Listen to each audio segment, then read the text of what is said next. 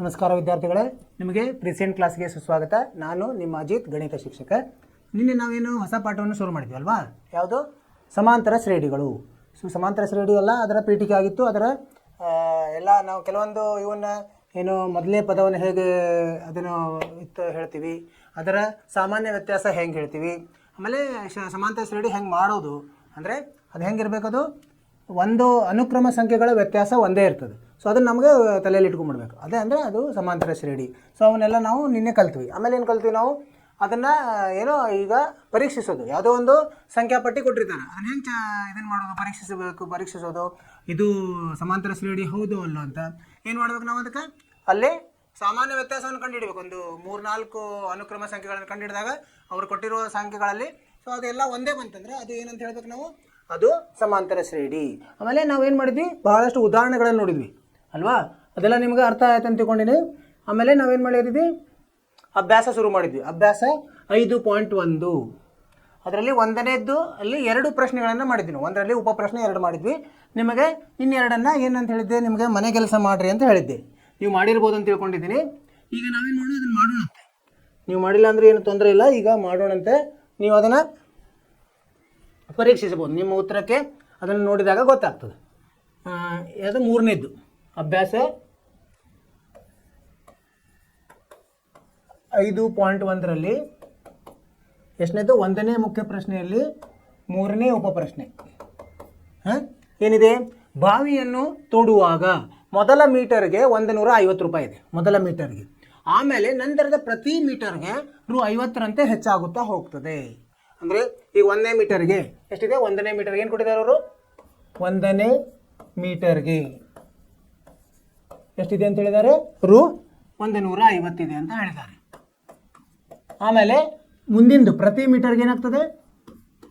ಪ್ರತಿ ಮೀಟರ್ಗೆ 50 ರೂಪಾಯಿ ಆಗ್ತದೆ. ಅಂದರೆ ಈಗ ಇದು ಏನಂತ ನಾವು ನೋಡಬೇಕು? ಇದು ಸಮಾಂತರ ಶ್ರೇಣಿ ಹೌದು ಅಲ್ಲ ಅಂತ ನಾವು ಪರೀಕ್ಷಿಸಬೇಕು. ಹೆಂಗೆ ಪರಿಹಾರ ನೋಡೋಣಂತೆ. ಪರಿಹಾರ ಈಗ 1ನೇ ಮೀಟರ್ ಅಂದರೆ ಏನಿತ್ತು? ಅದನ್ನು ನಾವೇನಂತ ತಿಳ್ಕೊಂಡಂತೆ? ಅದು ಎ, ಮೊದಲನೇ ಪದ ಎ ಅಥವಾ A1 ಅಂತ ತಗೊಂಡಂತೆ. A1 ಎಷ್ಟಾಯಿತು? 150 ರೂಪಾಯಿ. ಈಗ A2 ಅಂದರೆ 2ನೇಯ ಮೀಟರ್. 1 ಮೀಟರ್ ಅದು 2ನೇ ಮೀಟ್ರನ್ನು ನಾವು ಮಾಡಿದರೆ ಅದಕ್ಕೆ ಏನು ಮಾಡಬೇಕು? 50 ಕೂಡಿಸ್ರಿ ಅಂತ ಹೇಳಿದ್ದಾರೆ. 150 + 50 ಎಷ್ಟು ಬರ್ತದೆ? 200 ಬರ್ತದೆ. ಹಾಗೆ 3ನೇ ಮೀಟರ್ ಹೇಗೆ ಬರ್ತದೆ? 2ನೇ ಮೀಟರು 2 ಮೀಟರು ಮತ್ತು ಅದಕ್ಕೆ 50 ಕೂಡಿಸ್ಬೇಕು. ಅವಾಗ ಎಷ್ಟು ಬರ್ತದೆ? 100 ಅಂದರೆ 200 + 50 ಅಂದರೆ ಎಷ್ಟಾಯಿತು? 250. ಹಾಗೆ 4ನೇಯ ಮೀಟರ್ ಎಷ್ಟಾಗ್ತದೆ? ಹೆಂಗೆ? 3ನೇ ಮೀಟರು ಮತ್ತು 50 ಸೇರಿಸೋದು ಅಂದರೆ 250 + 50 ಅಂದರೆ 300 ಆಯಿತು. ಈಗ ಇದನ್ನು ಸಂಖ್ಯಾಪಟ್ಟಿ ಬರೆಯೋಣಂತೆ. ಹೇಗಾಗ್ತದೆ ಇದು ಸಂಖ್ಯಾಪಟ್ಟಿ?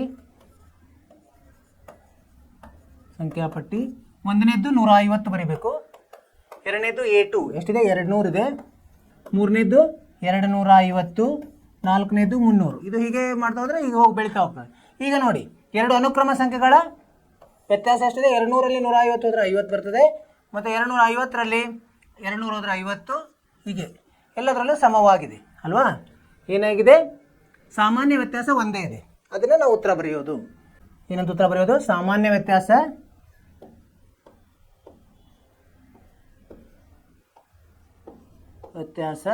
ಸಮವಾಗಿದೆ. ಆದ್ದರಿಂದ ಏನು? ದತ್ತ ಸಂಖ್ಯಾಪಟ್ಟಿ ಅಥವಾ ದತ್ತ ಸಂದರ್ಭ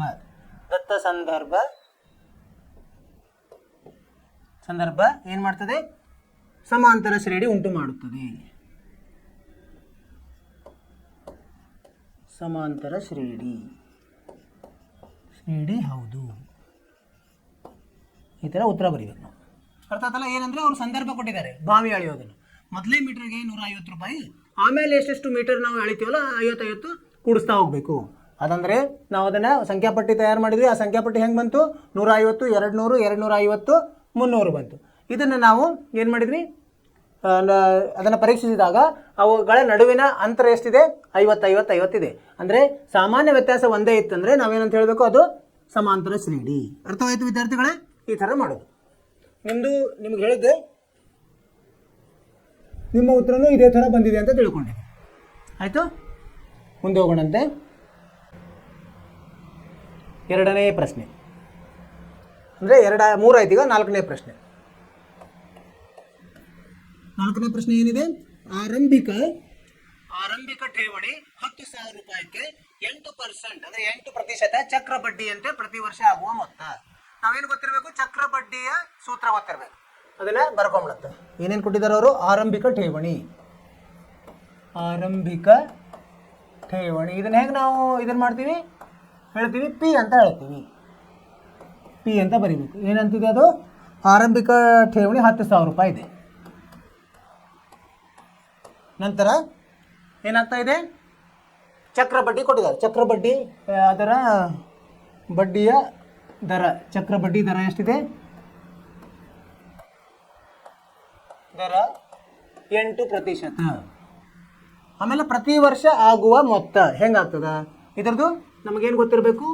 ಪರಿಹಾರದಲ್ಲಿ ಮೊದಲು ಚಕ್ರ ಬಡ್ಡಿಯ ಸೂತ್ರ ಗೊತ್ತಿರಬೇಕು. ಏನಿದೆ ಚಕ್ರ ಬಡ್ಡಿಯ ಸೂತ್ರ? ಚಕ್ರ ಬಡ್ಡಿ ಮೊತ್ತ ಏನಾಗ್ತದೆ? ಅದಕ್ಕೆ ಎ ಅಂತ ಹೇಳ್ತೀವಿ. ಎ ಅಂದರೆ ಇದು ಏನು? 1 ಪ್ಲಸ್ ಇದು ಆರಂಭಿಕ ಠೇವಣಿ ಪಿ ಗುಂಡ್ಲೆ 1 ಪ್ಲಸ್ 6 ಭಾಗಲಬ್ಧ 100 ಆಮೇಲೆ ಘಾತ ಎನ್ ಅಂದರೆ ಏನು? ಎಷ್ಟು ವರ್ಷ? ಇದು ಎನ್ ಅಂದರೆ ವರ್ಷಗಳು.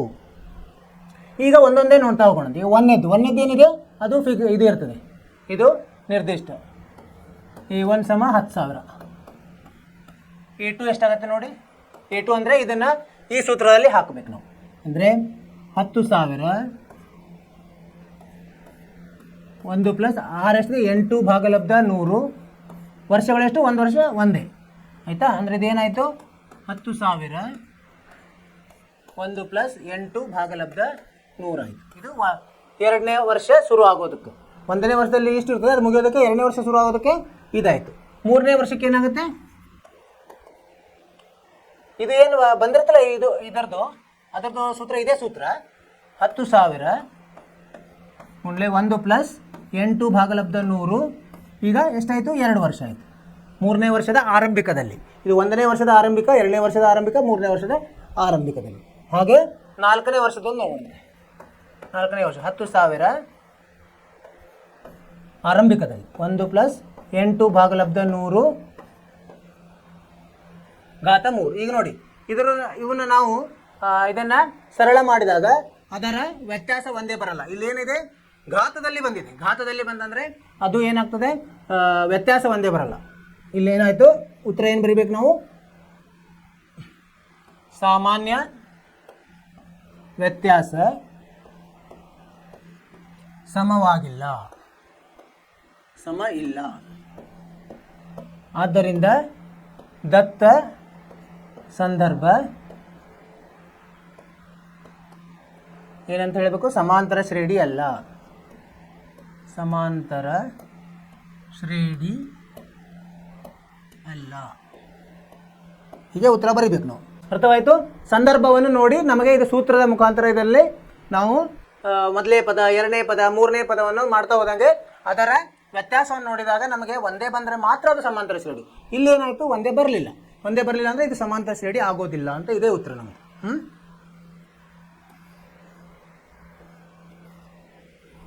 ನಿಮ್ದು ಇದೇ ಉತ್ತರ ಬಂದಿದೆ ಅಂತ ತಿಳ್ಕೊಂಡಿದ್ದೀನಿ. ಸರಿ, ಮುಂದಿನ ಪ್ರಶ್ನೆಗೆ ಹೋಗೋಣಂತೆ. ಈಗ 4 ಉಪ ಪ್ರಶ್ನೆಗಳು ಮುಗಿದು 1ರಲ್ಲಿ. ಈಗ 2ನೇ ಮುಖ್ಯ ಪ್ರಶ್ನೆ ಏನಿದೆ ಓದೋಣಂತೆ. ಮೊದಲನೇ ಪದ ಎ, ಸಾಮಾನ್ಯ ವ್ಯತ್ಯಾಸ ಡಿ. ಈ ಕೆಳಗಿನಂತಿರುವ ಸಮಾಂತರ ಶ್ರೇಣಿಯ ಮೊದಲ 4 ಪದಗಳನ್ನು ಕಂಡುಹಿಡಿಯಿರಿ. ಅವ್ರೇನು ಕೊಟ್ಟಿದ್ದಾರೆ? ಮೊದಲನೇ ಪದ ಕೊಟ್ಟಿದ್ದಾರೆ, ಆಮೇಲೆ ಸಾಮಾನ್ಯ ವ್ಯತ್ಯಾಸ ಕೊಟ್ಟಿದ್ದಾರೆ. ನಾವು ಆ ಶ್ರೇಣಿಯನ್ನು ಮಾಡಬೇಕು. ಅವ್ರು ಏನಂತ ಹೇಳಿದ್ರೆ ಇದು ಸಮಾಂತರ ಶ್ರೇಣಿ, ನಾವು ರೂಪಿಸಬೇಕು ಸಮಾಂತರ ಶ್ರೇಣಿ. ಸರಳವಾಗಿದೆ. ಏನಂದ್ರೆ ಮೊದಲೇ ಪದ ಗೊತ್ತಿದ್ರೆ ಅದಕ್ಕೆ ಸಾಮಾನ್ಯ ವ್ಯತ್ಯಾಸವನ್ನು ಕೂಡಿಸ್ತಾ ಹೋಗ್ಬಿಟ್ರೆ ಆಯಿತು, ಅದೇ ಸಮಾಂತರ ಶ್ರೇಣಿ ಆಗುತ್ತೆ. ಮಾಡೋಣಂತ ಅದನ್ನು. 2ನೇದರಲ್ಲಿ 1ನೇ ಉಪ ಪ್ರಶ್ನೆ. ಇಲ್ಲೇನು ಕೊಟ್ಟಿದ್ದಾರೆ? ಎ ಕೊಟ್ಟಿದ್ದಾರೆ. A = 10, ಆಮೇಲೆ D = 10. ಈಗ ಮೊದಲು ನಾವು ಇದನ್ನು ಕಂಡುಹಿಡಿಯೋಣಂತೆ. A1 ಅಂದ್ರೇನು? 1ನೇ ಪದ ಪರಿಹಾರ. 1ನೇ ಪದವನ್ನು ಏನ ಇರ್ತದೆ ಅಂದರೆ 10. 1ನೇ ಪದ ಎ. 2ನೇ ಪದ ಹೆಂಗೆ ಬರ್ತದೆ ನಮಗೆ? 2ನೇ ಪದ ಅಂದರೆ 1ನೇ ಪದ ಮತ್ತು ಅದಕ್ಕೆ ಡಿ ಕೂಡಿಸ್ಬೇಕು. ಅಂದರೆ 10 + 10 ಎಷ್ಟು ಬರ್ತದೆ 20. ಅದೇ ಥರ ಮೂರನೇ ಪದ ಹೆಂಗೆ ಬರ್ತದೆ, ಎರಡನೇ ಪದಕ್ಕೆ ಡಿ ಕೂಡಿಸ್ಬೇಕು, ಅಂದರೆ 20 + 10 30. ನಾಲ್ಕನೇ ಪದ ಹೇಗೆ ಬರ್ತದೆ, ಮೂರನೇ ಪದಕ್ಕೆ ಡಿ ಕೂಡಿಸ್ಬೇಕು, ಡಿ ಅಂದರೆ ಸಾಮಾನ್ಯ ವ್ಯತ್ಯಾಸ. 30 + 10 = 40. ಅವ್ರೇನು ಹೇಳಿದ್ದಾರೆ, ಮೊದಲ 4 ಪದ. ಈಗ ಮೊದಲ 4 ಪದ ಬಂತು, ನಾವು ಸಮಾಂತರ ಶ್ರೇಣಿ ಉತ್ತರ ಬರೆಯೋಣ. ಸಮಾಂತರ ಶ್ರೇಣಿ ಏನಂತ ಬರೀಬೇಕು, A1, A2, A3, A4. A1, A2, A3, A4. ಏನೇನಿದೆ, A1 ಅಂದರೆ 10 ಇದೆ, A2 ಅಂದರೆ 20 ಇದೆ, A3 ಅಂದರೆ 30 ಇದೆ, A4 ಅಂದರೆ 40. ಇದು ನಮ್ಮ ಸಮಾಂತರ ಶ್ರೇಣಿ. ಇದೇ ಉತ್ತರ. ಅರ್ಥವಾಯಿತು? ಏನಂದರೆ ಇದು ಎ ಮತ್ತು ಡಿ ಕೊಟ್ಟಿದ್ದಾರೆ, ನಮಗೆ ಮುಂದಿನ ಒಟ್ಟು 4 ಪದಗಳನ್ನು ರಚಿಸಲಿಕ್ಕೆ ಹೇಳಿದ್ದಾರೆ. ಒಂದನೇ ಪದ ಅಂದರೆ ಎ ಇರ್ತದೆ, ಎರಡನೇ ಪದ ಅಂದರೆ ಎಗೆ 10 ಇದು ಏನು ಸಾಮಾನ್ಯ ವ್ಯತ್ಯಾಸ ಡಿ ಅನ್ನು ಸೇರಿಸಬೇಕು. ಆಮೇಲೆ ಮೂರನೇ ಪದ ಹೆಂಗೆ ಬರ್ತದೆ, ಎರಡನೇ ಪದಕ್ಕೆ ಡಿ ಸೇರಿಸಬೇಕು. ನಾಲ್ಕನೇ ಪದ ಮೂರನೇ ಪದಕ್ಕೆ ಡಿ ಸೇರಿಸಿದಾಗ ನಮಗೆ 4ನೇ ಪದ ಬರ್ತದೆ. ಈ ಥರ ಮಾಡೋದು. ಅರ್ಥವಾಯಿತು? ಇದೇ ಥರ ಇದೆ, ನಾವು ಮಾಡ್ತಾ ಹೋಗೋಣ ಒಂದೊಂದೇ. ಈಗ 1ನೇ ಉಪಪ್ರಶ್ನೆ ಆಯಿತು, 2ನೇ ಉಪಪ್ರಶ್ನೆ. ಇಲ್ಲಿ ಏನು ಕೊಟ್ಟಿದ್ದಾರೆ, ಎರಡನೇ ಎ -2 ಕೊಟ್ಟಿದ್ದಾರೆ, ಎ -2, ಡಿ 0 ಕೊಟ್ಟಿದ್ದಾರೆ. ಅವಾಗ ಏನು ಮಾಡ್ಬೇಕು ನಾವು, ಪರಿಹಾರ ಮೊದಲು A1 ಅಂದರೆ ಎ ಇರ್ತದೆ, ಅಂದರೆ 2. A2 ಹೆಂಗೆ ಬರ್ತದೆ, A1ಗೆ ಡಿ ಸೇರಿಸಬೇಕು. ಎಷ್ಟಿದೆ, 2 ಸಂಕಲನ 0 ಎಷ್ಟು ಬರ್ತದೆ, 2 ಬರ್ತದೆ. A3ಗೆ ಎಷ್ಟು, A2 ಸಂಕಲನ ಡಿ 2 0 2 ಸಂಕಲನ 0 2 ಬರ್ತದೆ. A4ಗೆ ಎಷ್ಟು ಬರ್ತದೆ, A3 ಸಂಕಲನ ಡಿ 2 ಸಂಕಲನ 0 2. 4 ಪದಗಳು ಬಂದವಲ್ಲ, ಈಗ ಸಮಾಂತರ ಶ್ರೇಣಿ ಉತ್ತರ ಬರೋಣಂತೆ. ಸಮಾಂತರ ಶ್ರೇಣಿ ಏನಿದೆ, ಸಮಾಂತರ ಶ್ರೇಣಿ A1, A2, A3, A4. ಅಂದರೆ A1, A2, A3, A4. A1 2, A2 2, A3 2, A4 2. ಅಂದರೆ ಎಲ್ಲನೂ ಒಂದೇ ಇದೆ. ಎಲ್ಲ ಒಂದೇ ಇದ್ರೂ ಅದು ಸಮಾಂತರ ಶ್ರೇಣಿ. ಯಾಕಂದರೆ ಅದರ ನಡುವಿನ ವ್ಯತ್ಯಾಸ 0 ಇರ್ತದೆ, ಒಂದೇ ಇರ್ತದೆ. ಹೀಗಾಗಿ ಇದು ಸಮಾಂತರ ಶ್ರೇಣಿ. ಅರ್ಥ ಆಯಿತು? ಎ ಮತ್ತು ಡಿ ಅನ್ನು ಉಪಯೋಗಿಸಿ ಸಮಾಂತರ ಶ್ರೇಣಿಯನ್ನು ರಚಿಸುವುದು. ಮುಂದಿನ ಪದ ಬರಬೇಕಂದ್ರೆ ಹಿಂದಿನ ಪದಕ್ಕೆ ಸಾಮಾನ್ಯ ವ್ಯತ್ಯಾಸವನ್ನು ಸೇರಿಸಿದಾಗ ನಮಗೆ ಮುಂದಿನ ಪದ ಸಿಗ್ತದೆ. ಮುಂದ್ಗಡೆ ಹೋಗೋಣಂತೆ. 3ನೇ ಪ್ರಶ್ನೆ ಏನಂತಿದೆ, 3ನೇದ್ದು ಎ ಕೊಟ್ಟಿದ್ದಾರೆ, ಎಷ್ಟು, A 4, ಆಮೇಲೆ ಡಿ -3. ಇದನ್ನು ಮಾಡೋಣ. ಈಗ ಪರಿಹಾರ. ಮೊದಲನೇ ಪದ ಅಂದರೆ A1 ಏನಿರ್ತದೆ, ಏನೇ ಇರ್ತದೆ ಅಂದರೆ 4. A2 ಹೆಂಗೆ ಬರ್ತದೆ ನಮಗೆ, A2 A1ಗೆ ಡಿ ಅನ್ನು ಸೇರಿಸಬೇಕು. 4 + -3 ಅಂದರೆ ಎಷ್ಟು, 1. ಆಮೇಲೆ A3 ಹೆಂಗೆ ಬರ್ತದೆ ನಮಗೆ, A2ಗೆ ಡಿ ಅನ್ನು ಸೇರಿಸಬೇಕು. A2 ಎಷ್ಟಿದೆ, ಇಲ್ಲಿ 1 ಇದೆ, 1 ಸಂಕಲನ ಡಿ ಎಷ್ಟಿದೆ, -3 ಇದೆ, ಅಂದರೆ ಎಷ್ಟು ಬರ್ತದೆ, -2. A4ಗೆ A3 ಡಿ ಎಷ್ಟಿದೆ, -2 ಸಂಕಲನ -3 ಅಂದರೆ -5 ಬಂತು. 4 ಪದಗಳು ಬಂದು ನಮಗೆ. 4 ಪದ ಬಂದ ಮೇಲೆ ನಾವು ಉತ್ತರವನ್ನು ಬರೆಯೋಣ. ಸಮಾಂತರ ಶ್ರೇಣಿ A1, A2, A3, A4. ಅಂದರೆ A1 ಅಂದರೆ ಎಷ್ಟಿದೆ, 4, 1, -2, -5. ಇದೇ ನಮ್ಮ ಉತ್ತರ. ಸಮಾಂತರ ಶ್ರೇಣಿ ಇದು ಆಗಿದೆ. ಸರಳವಾಗಿ ಋಣ ಇದ್ದಾಗ ಸ್ವಲ್ಪ ಜಾಗೃತವಾಗಿ ನಾವು ಕೂಡಿಸೋದು ಕಳೆಯೋದು ಮಾಡಬೇಕು. ಅಲ್ಲಿ ತಪ್ಪುವ ಸಂದರ್ಭಗಳು ಜಾಸ್ತಿ ಇದೆ. ಹೀಗಾಗಿ ಋಣ ಇದ್ದಾಗ ಸ್ವಲ್ಪ ಹುಷಾರಾಗಿ ಮಾಡಬೇಕು.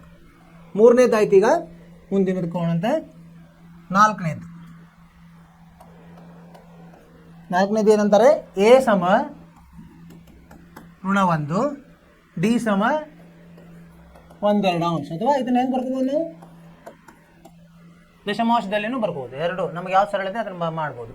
ಈಗ ದಶಮಾಂಶನಾಗೂ ಸ್ವಲ್ಪ ಅದನ್ನು ಮಾಡಲಿಕ್ಕೆ ಕಠಿಣ ಆದರೆ ದಶಮಾಂಶದಾಗ ಬರ್ಕೊಂಡ್ಬಿಟ್ರೆ ಇದು ಭಾಗಲಬ್ಧದ ಇದರಲ್ಲಿದ್ದಾಗ ಸ್ವಲ್ಪ ನಮಗೆ ಅದನ್ನು ಲಸ ತೊಗೋಬೇಕು, ಅದೆಲ್ಲ ಸ್ವಲ್ಪ ಕಷ್ಟ ಆಗ್ತದೆ. ಇರಲಿ, ಅದನ್ನು ಮಾಡ್ಬೋದು, ಈಗೂ ಮಾಡ್ಬೋದು. ಪರಿಹಾರ ಬರೆಯೋಣ.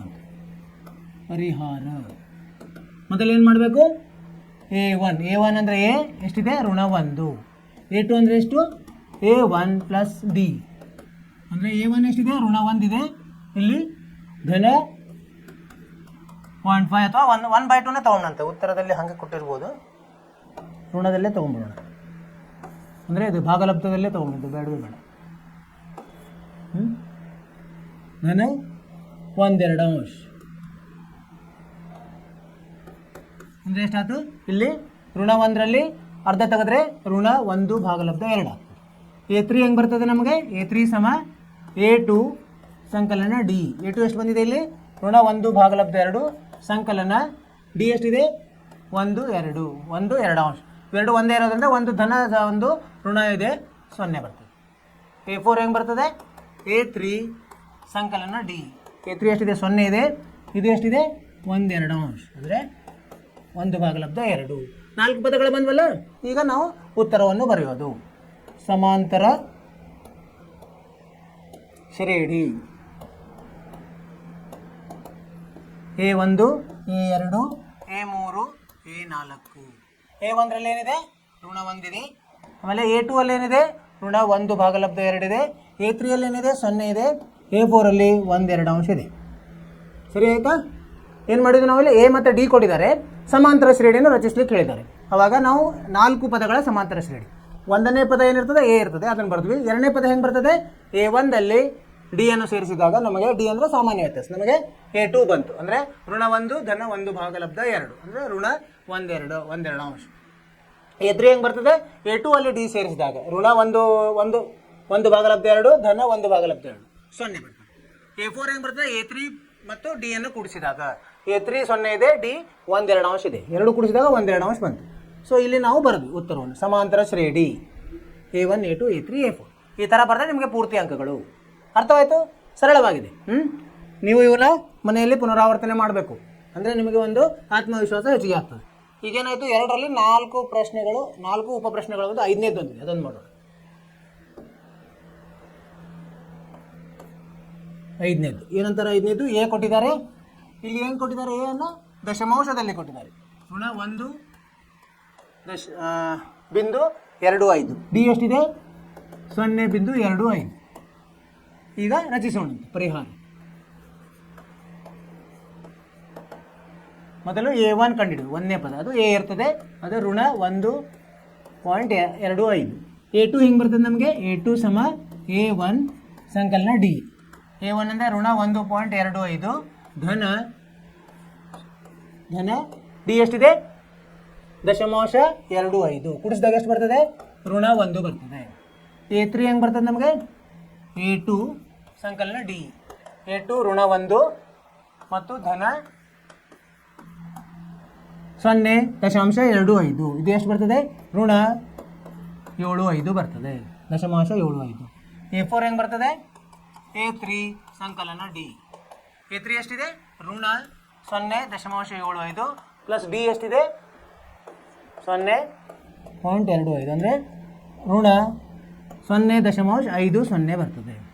ಈಗ 4 ಪದಗಳು ಬಂದು ಇವುಗಳ ಉತ್ತರ ಬರೆಯೋಣ. ಸಮಾಂತರ ಶ್ರೇಣಿ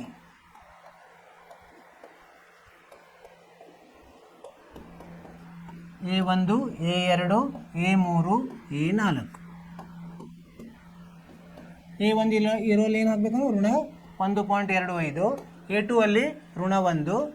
A3 ಅಲ್ಲಿ ಋಣ 0.75. A4 ಅಲ್ಲಿ ಋಣ 0.50. ಉತ್ತರ ರೆಡಿ. ಅರ್ಥವಾಯಿತು ವಿದ್ಯಾರ್ಥಿಗಳೇ? ಈ ಥರ ಮಾಡ್ತಾ ಹೋಗೋದು ನಾವು. ಇವೆಲ್ಲ ಒಂದೊಂದು ಅಂಕಗಳ ಪ್ರಶ್ನೆ ಇರ್ತದೆ, ತಪ್ಪಲಾರ್ದಂಗೆ ಮಾಡ್ಬೇಕು ನಾವು. ಇದರಲ್ಲಿ ಏನೂ ಸಮಸ್ಯೆ ಇಲ್ಲ. ಏನಂದರೆ ಪದಗಳನ್ನು ರಚಿಸೋದು, 1ನೇದು ಗೊತ್ತಾದ್ಮೇಲೆ ಮತ್ತು ಸಾಮಾನ್ಯ ವ್ಯತ್ಯಾಸ ಇದ್ದು ಗೊತ್ತಾದ್ಮೇಲೆ ಕೂಡಿಸ್ತಾ ಹೋಗ್ಬಿಟ್ರೆ ಆಯ್ತು ನಮ್ಮದು. ಅಂದರೆ ಸಮಾಂತರ ಶ್ರೇಣಿ ರೆಡಿ ಆಗ್ತದೆ. ಸೊ ಇದು 5 ಅದು. ಈಗ 3ನೇಯ ಮುಖ್ಯ ಪ್ರಶ್ನೆ ಹೋಗೋಣ. 3ನೇ ಮುಖ್ಯ ಪ್ರಶ್ನೆಯಲ್ಲಿ ಅಲ್ಲಿ ಉಪ ಪ್ರಶ್ನೆ 1 ಏನು ಹೇಳಿದ್ದಾರೆ. 3ನೇ ಪ್ರಶ್ನೆ, ಕೆಳಗಿನ ಸಮಾಂತರ ಶ್ರೇಣಿಗಳಿಗೆ ಮೊದಲನೇ ಪದ ಸಾಮಾನ್ಯ ವ್ಯತ್ಯಾಸಗಳನ್ನು ಬರೆಯಿರಿ. ಈಗ ಅಲ್ಲಿ ಕೊಟ್ಟಿದ್ರು, ನಾವು ಶ್ರೇಣಿಯನ್ನು ಮಾಡಿದ್ವಿ. ಇಲ್ಲಿ ಶ್ರೇಣಿಯನ್ನು ಕೊಟ್ಟಿದ್ದಾರೆ, ಮೊದಲೇ ಪದ ಬಂದು ಸಾಮಾನ್ಯ ವ್ಯತ್ಯಾಸ, ಅದರ ವಿಲೋಮ ಕ್ರಿಯೆ ಮಾಡೋದು ಅಷ್ಟು. ಮಾಡೋಣ. 1ನೇದು ಏನು ಕೊಟ್ಟರೆ, 3 1 ಋಣ 1 ಋಣ 3 ಹೀಗೆ ಹೋಗ್ತದೆ ಇದು. ಅಪರಿಮಿತ ಶ್ರೇಣಿ ಇದೆ. ಅಂದರೆ ಅವರು ಇದು ಹೇಳಿಬಿಟ್ಟಿದ್ದಾರೆ, ಇದೊಂದು ಸಮಾಂತರ ಶ್ರೇಣಿ ಅಂತ ಹೇಳಿದ್ದಾರೆ. ಅವಾಗ ನಾವೇನು ಮಾಡಬೇಕು, ಸಾಮಾನ್ಯ ವ್ಯತ್ಯಾಸವನ್ನು 2 ಅಂಕಿಗಳ ಒಂದ್ಸಲ ಕಂಡು ಹಿಡಿದ್ಬಿಟ್ರೆ ಆಯಿತು. ಅದನ್ನು ನಾವು ಏನು ಪರೀಕ್ಷಿಸ್ತಾ ಇಲ್ಲ, ಅವ್ರು ಹೇಳಿಬಿಟ್ಟಿದ್ದಾರೆ. ಪರಿಹಾರ ಬರೆಯೋಣಂತೆ. ಪರಿಹಾರ ಅವ್ರೇನು ಕೇಳಿದ್ದಾರೆ, ಮೊದಲನೇ ಪದ ಯಾವ್ದು ಇರೋದು? ಮೊದಲನೇ ಪದ ಮೊದಲು ಯಾವ್ದು ಬರ್ತದೆ ಅದೇ ಮೊದಲ ಪದ. ಮೊದಲನೇ ಪದ ಎಷ್ಟು? 3 ಇಲ್ಲಿದೆ ಅಲ್ಲ, ಇದೇ ಮೊದಲನೇ ಪದ. ಆಮೇಲೆ ಅವ್ರೇನು ಕೇಳಿದ್ದಾರೆ, ಸಾಮಾನ್ಯ ವ್ಯತ್ಯಾಸ. ಸಾಮಾನ್ಯ ವ್ಯತ್ಯಾಸ ಏನಂತಿದೆ, ಏನಂತ ನಮ್ಗೆ ಗೊತ್ತಿದೆ. ಎರಡನೇ ಪದ ಋಣ ಒಂದನೇ ಪದ. ಎರಡನೇ ಪದ ಎಷ್ಟಿದೆ? 1 ಇದೆ. ಒಂದನೇ ಪದ 3 ಇದೆ, ಅಂದರೆ ಋಣ 2. ಸೊ ಇದೇ ಉತ್ತರ. ಮೊದಲನೇ ಪದ ಮತ್ತು ಇದು ಸಾಮಾನ್ಯ ವ್ಯತ್ಯಾಸ. ಅರ್ಥ ಆಯಿತು? ಸರಳವಾಗಿದೆ.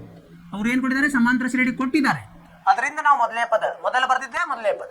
ಆಮೇಲೆ ಸಾಮಾನ್ಯ ವ್ಯತ್ಯಾಸ ಅಂದರೆ ಎರಡನೇ ಪದದಲ್ಲಿ ಒಂದನೇ ಪದವನ್ನು ಕಳೆದ್ರೆ ಸಾಮಾನ್ಯ ವ್ಯತ್ಯಾಸ ಬರ್ತದೆ. ನೀವು ಬೇರೆದರಲ್ಲಿ ಮಾಡಿದ್ರು ಹಾಗೆ ಬರ್ತದೆ. ನಾಲ್ಕನೇ ಪದದಲ್ಲಿ ಮೂರನೇ ಪದ ಮಾಡಿದ್ರೆ ನಮ್ಗೆ ಋಣ 2 ಬರ್ತದೆ. ಒಂದು ಮಾಡಿದ್ರೆ ಸಾಕು ನಮ್ಗೆ. ಈಗ ಒಂದನೇದಾಯಿತು. ಎರಡನೇದ್ದು ಎರಡನೇದ್ದು ಏನು ಕೊಟ್ಟಿದ್ದಾರೆ? ಶ್ರೇಣಿ ಋಣ 5, ಋಣ 1, 3 ಮತ್ತು 7 ಮತ್ತು ಹಾಗೆ ಹೋಗ್ತಾ ಇರ್ತದೆ. ಇಲ್ಲಿ ಪರಿಹಾರ. ಈಗ ಮೊದಲು ಏನು ಮಾಡಬೇಕು? ನಾವು ಮೊದಲನೇ ಪದವನ್ನು ಬರಿಬೇಕು. ಮೊದಲನೇ ಪದ ಯಾವುದು? ಮೊದಲನೇ ಪದ ಮೊದಲು ಬರ್ತಿತ್ತು ಯಾವುದು? ಋಣ 5 ಮೊದಲನೇ ಪದ. ಆಮೇಲೆ ಸಾಮಾನ್ಯ ವ್ಯತ್ಯಾಸ. ಸಾಮಾನ್ಯ ವ್ಯತ್ಯಾಸ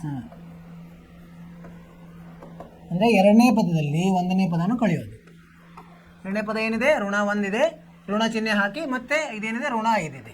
ಇದು ಋಣ ಇದ್ದಾಗ ತುಂಬ ಜಾಗರೂಕತೆಯಿಂದ ಮಾಡಬೇಕು, ತಪ್ಪು ಸಂದರ್ಭಗಳು ಜಾಸ್ತಿ ಇದೆ. ಇದು ಎಷ್ಟು ಬರ್ತದೆ? ಋಣ 1 ಧನ 5 ಆಗ್ತದೆ. ಇದು ಅಂದರೆ 4 ಆಯಿತು.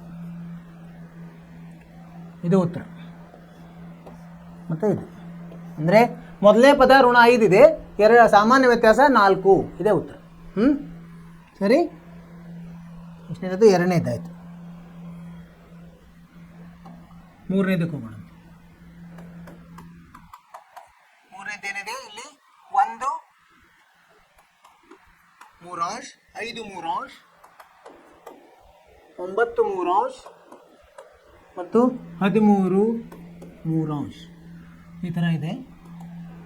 ಇಲ್ಲಿ ಏನು ಹೇಳ್ತಾರೆ? ಪರಿಹಾರ ಬರೆಯೋಣಂತೆ. ಪರಿಹಾರ ಮೊದಲನೇ ಪದ ಬರೆಯೋದು. ಮೊದಲಿರೋದೇ ಮೊದಲನೇ ಪದ. ಮೊದಲನೇ ಪದ ಎಷ್ಟು?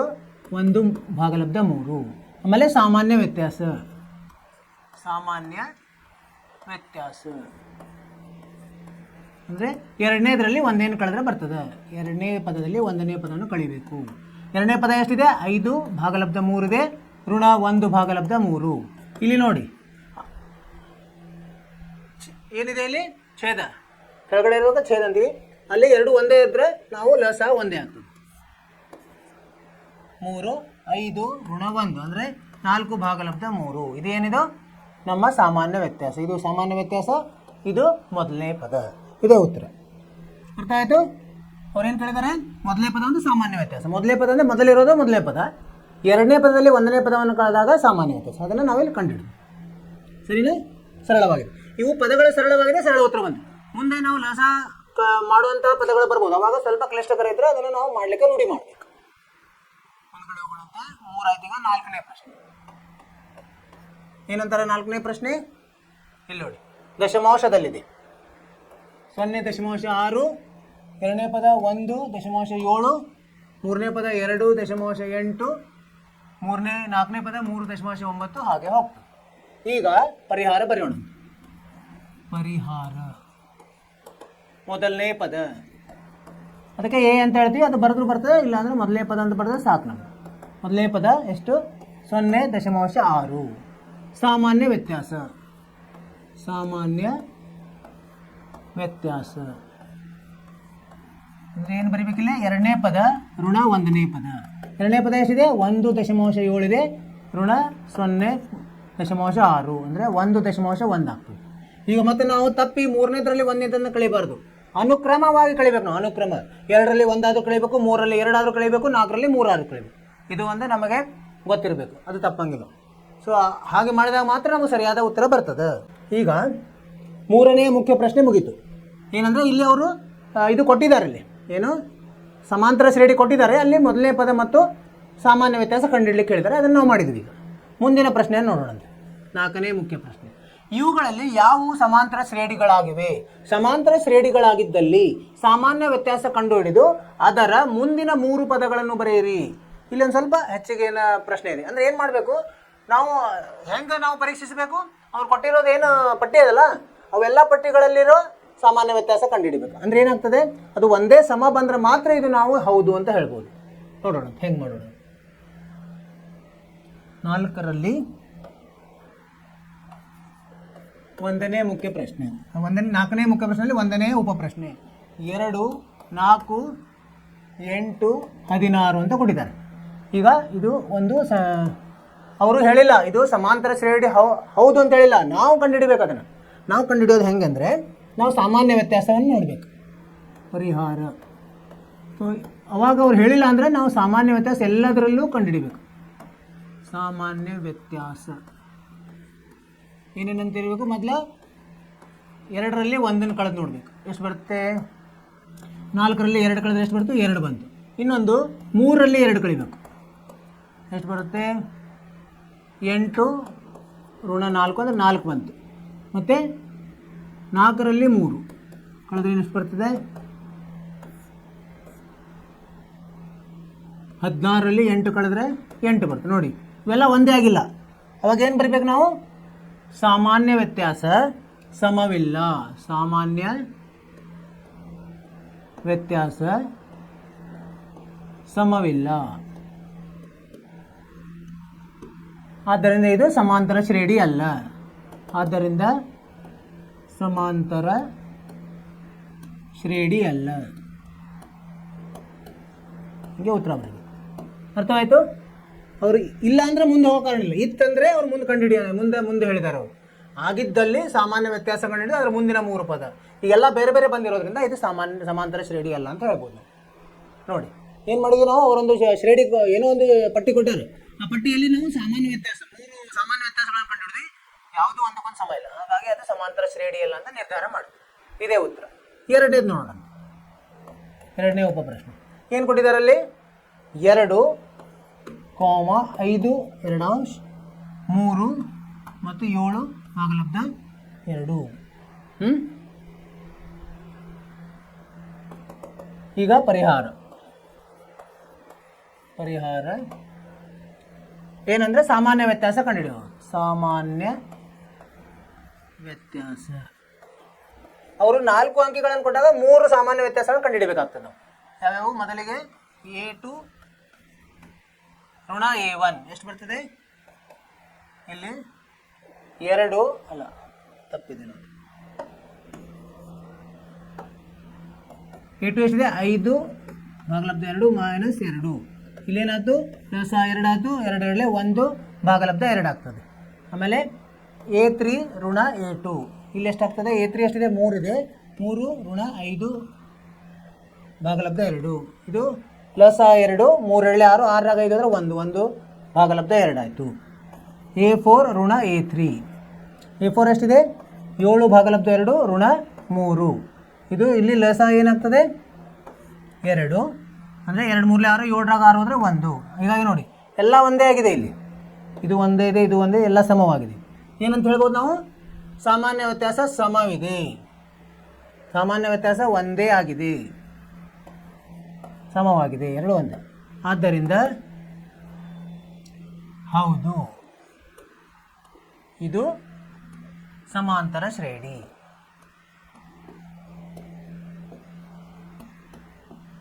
ಈ ಥರ ಉತ್ತರ ಬರಬೇಕು. ಅರ್ಥವಾಯಿತು? ಏನು ಮಾಡಿದ್ವಿ ನಾವು? ಅವ್ರು ಕೊಟ್ಟಿರೋ ಸಂಖ್ಯಾಪಟ್ಟಿಯಲ್ಲಿ ಸಾಮಾನ್ಯ ವ್ಯತ್ಯಾಸಗಳನ್ನು ಕಂಡಿದ್ದೀವಿ. 4 ಅವರು ಸಂಖ್ಯೆಗಳನ್ನು ಕೊಟ್ಟರೆ 3 ಸಾಮಾನ್ಯ ವ್ಯತ್ಯಾಸ ಬರ್ತವೆ. 3 ಸಾಮಾನ್ಯ ವ್ಯತ್ಯಾಸವನ್ನು ಕಂಡಿಡಿದಾಗ ಎಲ್ಲ ಸಮ ಇದ್ದರೆ ಅದು ಸಮಾಂತರ ಶ್ರೇಣಿ ಅಂತ ನಿರ್ಧಾರ ಮಾಡಿದ್ವಿ. ಹೀಗೆ ಮುಂದ್ಗಡೆ ಹೋಗೋಣಂತೆ. 3ನೇ ಪ್ರಶ್ನೆ ಒಂದಾಯಿತು. 3ನೇ ಪ್ರಶ್ನೆ ಏನಿದೆ? ಋಣ 1.2 ಋಣ 3.2 ಋಣ 5.2 ಋಣ 7.2. ಸೊ ಇಲ್ಲಿ ಪರಿಹಾರ ಏನಂತ ಸಾಮಾನ್ಯ ವ್ಯತ್ಯಾಸ ಕಂಡುಹಿಡಿಯೋದು ನಮ್ಮ ಕೆಲಸ. ಸಾಮಾನ್ಯ ವ್ಯತ್ಯಾಸ ಇಲ್ಲಿ ಒಂದು ಬಿಟ್ಟು ನಾವು ಏನಂದರೆ ಇಲ್ಲಿ ನೋಡಿ ಅವರು ಇದು ಸಮಾಂತರ ಶ್ರೇಣಿ ಇದ್ದರೆ ಮುಂದಿನ 3 ಪದಗಳನ್ನು ಕಂಡುಹಿಡಿಯಲಿಕ್ಕೆ ಹೇಳಿದಾರಲ್ವಾ, ಅದನ್ನೊಂದು ಮಾಡಲಿಲ್ಲ, ಮಾಡೋಣ ಈಗ.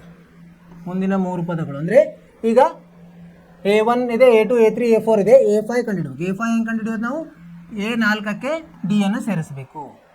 A4 ಎಷ್ಟು ಕೊಟ್ಟಿದ್ದಾರೆ? 7/2 ಸಂಕಲನ D ಎಷ್ಟಿದೆ? D 1/2 ಅಂದರೆ 8/2 ಅಂದರೆ 4 ಬರ್ತದೆ. A6 A6 ಇದಕ್ಕೆ A5ಕ್ಕೆ D ಅನ್ನು ಸೇರಿಸಬೇಕು. A5 ಎಷ್ಟಿದೆ? A5 ನಮಗೆ 4 ಬಂತು. 4 ಸಂಕಲನ 1/2 ಅಂದರೆ 9/2 ಬಂತು. ಹಾಗೆ A7 ಹೆಂಗೆ ಬರ್ತದೆ? A6ಕ್ಕೆ D ಅನ್ನು ಸೇರಿಸಿದಾಗ A6 9/2 ಇದೆ, ಇದಕ್ಕೆ 1/2 ಅಂದರೆ 10/2 ಅಂದರೆ 5 ಬಂತು. ಈಗ 3 ಪದಗಳು ಬಂದು ಅದನ್ನ ಇಲ್ಲೇ ಬರಿಬೇಕು ನಾವು. 3 ಪದಗಳು ಏನು? 4ನೇ ಪದ ಎಷ್ಟು? ಕಾಮ ಹಾಕಿ 4, ಆಮೇಲೆ 9/2 ಆಮೇಲೆ 5. 3 ಹೇಳಿದ್ದಾರೆ, 3ಅನ್ನು ಕಂಡುಹಿಡಿದು. ಇಲ್ಲಿನೂ ಸಾಮಾನ್ಯ ವ್ಯತ್ಯಾಸ ಮೊದಲು ಕಂಡುಹಿಡಿಯೋಣ. ಏನಂದರೆ ಒಂದನೇದು ಯಾವುದು? A2 ಋಣ A1. A ಋಣ ಎಷ್ಟಿದೆ? ಋಣ 3.2 ಋಣ 1.2 ಅಂದರೆ ಇದೇ ಎಷ್ಟಾಗಿತ್ತು? ಋಣ 3.2 ಧನ 1.2 ಅಂದರೆ ಋಣ 2 ಆಗ್ತದೆ. ಋಣ ದೊಡ್ಡದಿದೆ. ಆಮೇಲೆ A3 ಋಣ A2 ಎಷ್ಟಾಗುತ್ತೆ ನೋಡೋಣ?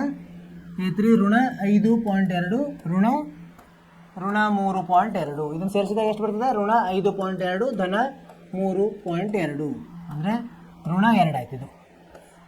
ಆಮೇಲೆ A4 ಋಣ A3. A4 ಎಷ್ಟಿದೆ? ಋಣ 7.2 ಋಣ 5.2 ಇದು ಧನ ಆಗ್ತದೆ. ಧನ 5.2 ಅಂದರೆ ಇದು 2 ಆಗ್ತದೆ. ಅಂದರೆ 3 ಒಂದೇ ಆಯ್ತು. ಈಗ 3 ಒಂದೇ ಆದರೆ ನಾವೇನು ಬರೀಬೇಕು? ಹೌದು, ಸಮಾಂತರ ಶ್ರೇಣಿ ಇದೆ. ಸಮಾಂತರ ಶ್ರೇಣಿ. ಈಗ ಮುಂದಿನ 3 ಪದಗಳನ್ನು ಕಂಡುಹಿಡಿಯಲಿಕ್ಕೆ ಹೇಳಿದ್ದಾರೆ. ಅಂದರೆ A5 ಕಂಡುಹಿಡಿಯಬೇಕು. A ಹೆಂಗೆ ಬರ್ತದೆ? A4ಕ್ಕೆ D ಅನ್ನು ಸೇರಿಸಿದಾಗ ಸಾಮಾನ್ಯ ವ್ಯತ್ಯಾಸ ಇದೆ. 3 ಒಂದಿದೆ, ಇದೆ ಸಾಮಾನ್ಯ ವ್ಯತ್ಯಾಸ. ಆಮೇಲೆ A5 ಎಷ್ಟಿದೆ? A4 ಎಷ್ಟಿದೆ? ಋಣ 7.2 ಧನ D ಎಷ್ಟಿದೆ? 2 ಇದೆ. ಋಣ 2 ಇದೆ. ಸೊ ಸೇರಿಸಿದಾಗ ಎಷ್ಟು ಬರ್ತದೆ?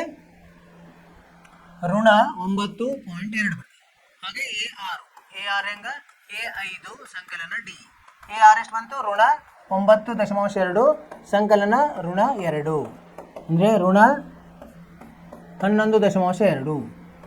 A7 A6 ಸಂಕಲನ D ಎಷ್ಟು ಬರ್ತದೆ?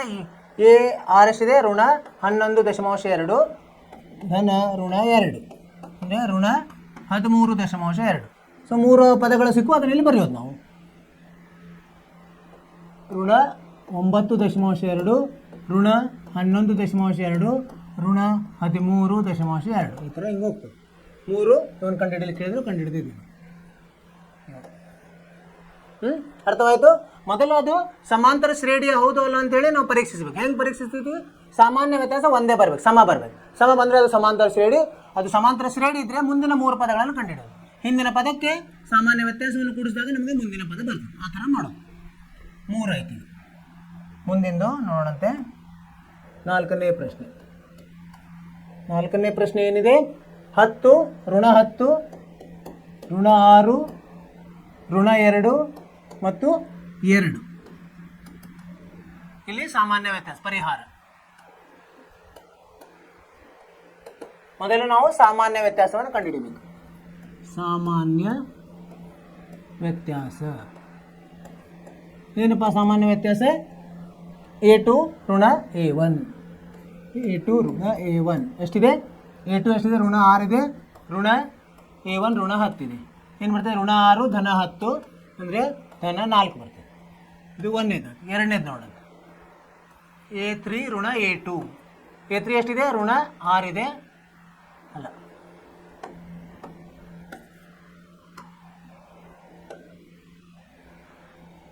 ಋಣ ಎಷ್ಟಿದೆ? ಋಣ 2 ಇದೆ. ಋಣ 2 ಆಮೇಲೆ ಋಣ 6. ಇದನ್ನು ಏನು ಬರ್ತದೆ? ಋಣ 2 ಧನ 6 ಅಂದರೆ ಇದು ಸದಾ 4 ಬಂತು. ಆಮೇಲೆ A4 ಋಣ A3.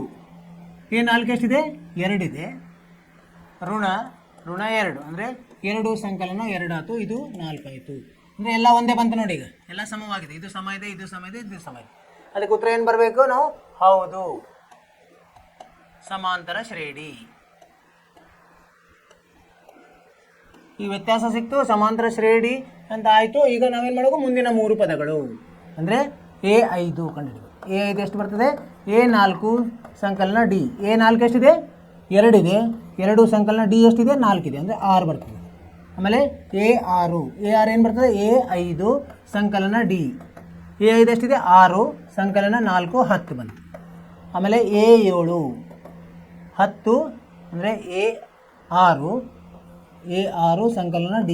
A6 ಎಷ್ಟಿದೆ? 10 ಇದೆ. ಸಂಕಲನ D 4 ಇದೆ, ಅಂದರೆ 14. ಇವನ್ನ ಇಲ್ಲಿ ಉತ್ತರದಲ್ಲಿ ಬರೆದ್ಬಿಡೋದು ನಾವು. ಏನೇನಪ್ಪ?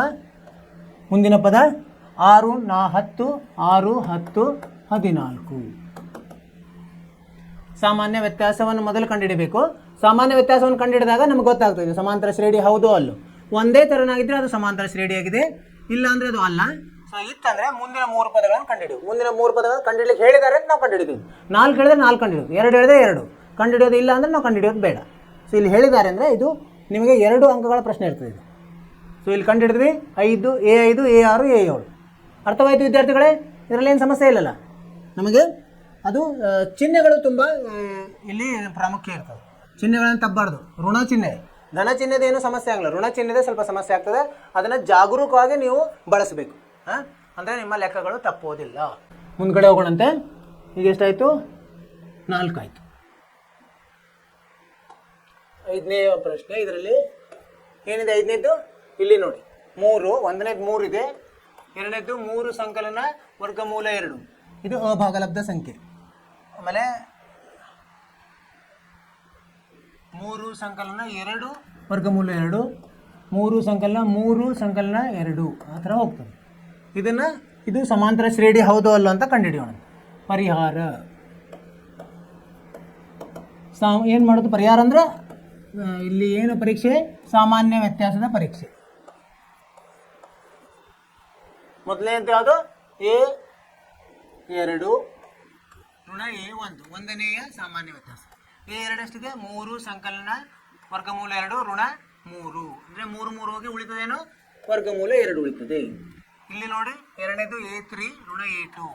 A3 ಎಷ್ಟಿದೆ? 3 ಸಂಕಲನ 2 ವರ್ಗಮೂಲ 2 ಋಣ A2 ಎಷ್ಟಿದೆ? 3 ಸಂಕಲನ ವರ್ಗಮೂಲ 2. ಇಲ್ಲಿ 3 ಹೋಗ್ತದೆ, ಉಳಿತದೇನು? 2 ವರ್ಗಮೂಲ 2ರಲ್ಲಿ 1 ವರ್ಗಮೂಲ 2 ಹೋದರೆ 1 ವರ್ಗಮೂಲ 2 ಉಳಿತದೆ. 3ನೇದು A4 ಋಣ A3. A4 ಋಣ A3. A4 ಎಷ್ಟಿದೆ? 3 ಸಂಕಲನ 3 ವರ್ಗಮೂಲ 2 ಋಣ ಇದೇನಿದೆ? ಇಲ್ಲಿ ಏನಾಗ್ತದೆ? ಇದು ನಾವೇನು ಮಾಡ್ಕೋ ತಪ್ಪಬಾರ್ದಂದರೆ ಕೌಂಸದಲ್ಲಿ ಇಡಬೇಕು. ಅವಾಗ ಏನಾಗ್ತದೆ? ಇದು ಸರಿಯಾಗಿದೆ ಉತ್ತರ, ಆದರೆ ಕೌಂಸದಲ್ಲಿಟ್ಟರೆ ತಪ್ಪೋದಿಲ್ಲ. ಋಣ ಇದು ಏನಿದೆ? 3 ಸಂಕಲನ 2 ವರ್ಗಮೂಲ 2. ಈಗ ಇದನ್ನು ಬಿಡಿಸಿದಾಗ 3 ಸಂಕಲನ 3 ವರ್ಗಮೂಲ 2 ಋಣ 3 ಋಣ 2 ವರ್ಗಮೂಲ 2. ಈ 3 ಹೋಯಿತು. ಉಳಿತೇನೋ 3 ಸಂಕಲನ 2ರಲ್ಲಿ 2 ಸಂಕಲನ 2 ಕಳೆದ್ರೆ ಏನು ಉಳಿತೆ? ವರ್ಗಮೂಲ 2. ವರ್ಗಮೂಲ 2 ಕಳೆದ್ರೆ ವರ್ಗಮೂಲ 2 ಉಳಿತು. ಏನು ಉಳಿತು? 3 ಒಂದೇ ಬಂತು. ಅವಾಗ ಏನು ಬರೀಬೇಕು ನಾವು? ಹೌದು, ಇದು ಸಮಾಂತರ ಶ್ರೇಣಿ. ಸಮಾಂತರ ಶ್ರೇಣಿ. ಸೊ ಮುಂದಿನ 3 ಪದಗಳನ್ನು ಕಂಡುಹಿಡಬೇಕು ನಾವು. ಹೆಂಗೆ ಕಂಡುಹಿಡಿಯೋದು? ಈಗ 4 ಇದೆ, 5ನೇದು ಕಂಡುಹಿಡಬೇಕು. A5 ಹೆಂಗೆ ಕಂಡುಹಿಡಿಯೋದು? A4 ಸಂಕಲನ D ಮಾಡಬೇಕು. A4 ಎಷ್ಟಿದೆ? 3 ಸಂಕಲನ 3 ವರ್ಗಮೂಲ 2 ಇದೆ. ಇದಕ್ಕೆ D ಎಷ್ಟಿದೆ? ವರ್ಗಮೂಲ 2. ಇಲ್ಲೇನಿದೆ? 3 ಸಂಕಲನ 3 ವರ್ಗಮೂಲ 2 ಮತ್ತು ವರ್ಗಮೂಲ 2 ಒಂದೇ ಥರದ ಬಂದು ಸಜಾತಿ ಪದಗಳು. ಇದನ್ನು ಕೂಡಿಸಿದಾಗ ಏನು ಬರ್ತದೆ? 4 ವರ್ಗಮೂಲ 2 ಬರ್ತದೆ. A6 ಎಷ್ಟು? A5 ಸಂಕಲನ D. A5 ಎಷ್ಟು ಬಂದಿದೆ? 3 ಸಂಕಲನ 4 ವರ್ಗಮೂಲ 2 ಬಂದಿದೆ. ಇದಕ್ಕೆ ವರ್ಗಮೂಲ 2 ಸೇರಿಸಿದಾಗ ನಮಗೆ ಎಷ್ಟು ಬರ್ತದೆ? 3 ಸಂಕಲನ 5 ವರ್ಗಮೂಲ 2. ಹಾಗೆ 7ನೇ ಪದ ಹೆಂಗೆ ಬಂತು? 6ನೇ ಪದ ಸಂಕಲನ ಡಿ. 6ನೇ ಪದ ಏನಿದೆ? 3 ಸಂಕಲನ 5 ವರ್ಗಮೂಲ 2 ಇದೆ. ಇದಕ್ಕೆ ವರ್ಗಮೂಲ 2 ಸೇರಿಸಿದಾಗ 3 ಸಂಕಲನ 6 ವರ್ಗಮೂಲ 2 ಬರ್ತದೆ. ಇವೇ 3 ಪದಗಳು. ಇದು ಒಂದು ಉತ್ತರ, ಇದು ಒಂದು ಉತ್ತರ. ಇಲ್ಲಿ ಬರೆಯೋದು ಉತ್ತರದಲ್ಲಿ. ಸಾಮಾನ್ಯ ವ್ಯತ್ಯಾಸ ಇದನ್ನು ಬರೆಯೋದು ಉತ್ತರದಲ್ಲಿ. ಸಾಮಾನ್ಯ ವ್ಯತ್ಯಾಸ ಮತ್ತು ಮುಂದಿನ 3 ಪದಗಳು. ಅರ್ಥ ಆಯ್ತು ನಿಮಗೆ? ಇಲ್ಲಿವರೆಗೆ ನಾವು ಹೇಳಿದ್ದು ನಿಮಗೆ ಅರ್ಥ ಆಯ್ತು ಅಂತ ತಗೊಂಡಿನಿ. ಏನು ಅಭ್ಯಾಸ 5.1ರಲ್ಲಿ ಒಂದನೇ ಮುಖ್ಯ ಪ್ರಶ್ನೆ ಏನು ಮುಗಿಸಿದ್ವಿ. 2 ಆಯಿತು, 3 ಆಯಿತು, 4 ಶುರು ಮಾಡಿದ್ವಿ. ಅದರಲ್ಲಿ 5 ಪ್ರಶ್ನೆಗಳನ್ನು ಮಾಡಿದ್ವಿ. ಒಟ್ಟು ಎಷ್ಟಿದೆ? 15 ಪ್ರಶ್ನೆಗಳನ್ನು, 10 ಪ್ರಶ್ನೆಗಳು. ಅವು 10 ಪ್ರಶ್ನೆಗಳನ್ನು ನೀವು ಮನೆಗೆಲಸ ಅಂತ ಕೊಡ್ತಾ ಇದ್ದೀನಿ ನಾನು.